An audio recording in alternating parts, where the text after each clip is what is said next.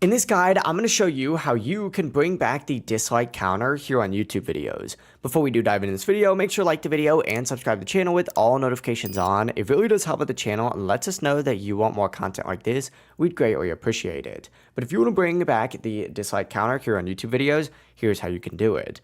The first thing that you're going to need is to be on a Google Chrome browser. So go ahead and open up a separate browser from the one that you're currently on and search up Chrome Web Store just like so and hit enter.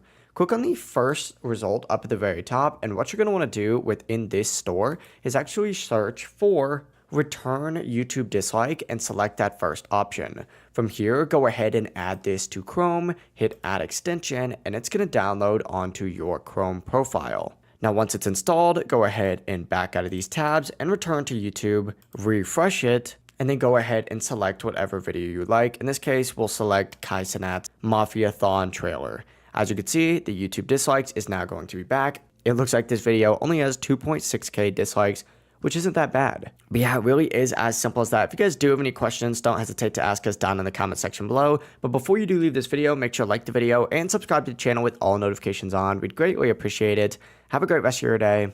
Peace.